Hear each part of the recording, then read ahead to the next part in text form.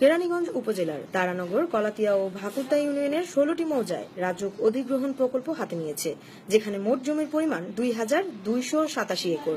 রাজুক এই প্রকল্প সংসদীয় নেতাদের জন্য বরাদ্দ করেছে। এই প্রকল্প বাস্তবায়ন হলে লক্ষাধিক মানুষ হবে গৃহহারা এবং কৃষকেরা তাদের ফসলি জমি হারাবে। তাই এলাকাবাসীর প্রতিবাদে আজ সকাল 10টা থেকে কলাতিয়া হতে মোহাম্মদপুর পর্যন্ত মানববন্ধন কর্মসূচি পালন করেন। কেরানীগঞ্জের 16টা মৌজায় রাজুক অযৌক্তিকভাবে সাংসদদের আবাসনের প্রকল্প করার জন্য পত্রিকায় কিছু খবর বেরিয়েছে। আমরা এর তীব্র প্রতিবাদ করছি।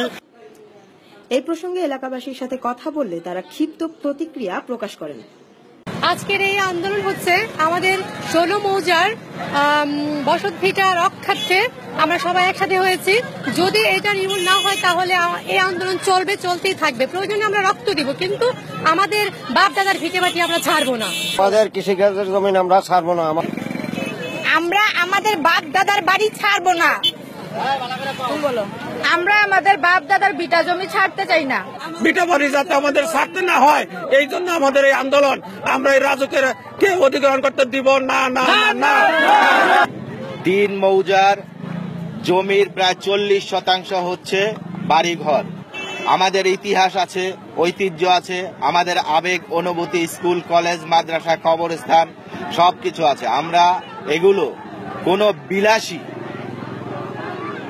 পরিকল্পনার জন্য ত্যাগ করতে চাই না। এখানের জনগণ এটা কোনোভাবেই মানবে না। তাই সরকার মহোদয়ের কাছে আকুল আবেদন, আমাদের জনগণের পক্ষ থেকে এই সিদ্ধান্ত অতি দ্রুত বাতিল করুন। তা না হলে এই এলাকার মানুষ ক্ষতিগ্রস্ত হবে এবং ক্ষতিগ্রস্ত জনগণ কেমন হিংস্র হয় সেটা অবশ্যই আপনাদের জানা আছে। উপজেলা চেয়ারম্যান শাহিন আহমেদ এই প্রসঙ্গে এলাকাবাসীদের পূর্ণ আশ্বাস দিয়ে বলেন, কেরানীগঞ্জের মাটিতে সরকার অনেক জায়গা অধিগ্রহণ করেছে। প্রায় 5-6 হাজার একর জমি বিভিন্ন প্রজেক্টের জন্য অধিগ্রহণ করেছে। ক্রমান্বয়ে কেরানীগঞ্জের মানুষ ভূমিহীন হয়ে যাচ্ছে। প্রায় ঢাকা শহরের অর্ধেক আপনার ফসলও দিয়ে এখান থেকে আপনার যায়, বিভিন্ন শাক সবজি থেকে শুরু করে এই কেরানীগঞ্জের এই জমিগুলো থেকে যায়। যে আমার বিশ্বাস রাজুক এই অধিগ্রহণ থেকে তারা পিছপা হবে, এবং যদি পিছপা না হয় তাহলে এই আন্দোলন ক্রমান্বয়ে আরো বিভিন্ন ভাবে চলে যাবে। আন্দোলন তখন কিন্তু আর নিয়ন্ত্রণ করা সম্ভব হবে না। রাজুকের যে আজকে যে একটি বিষয় যে তারা অধিগ্রহণ করবে, আজকে থেকে আমার বিশ্বাস যে কেরানীগঞ্জের দিকে উনি রাজুক আর নজর দিবে না, কারণ কেরানীগঞ্জের মানুষের প্রতি তারা শ্রদ্ধাশীল হবে।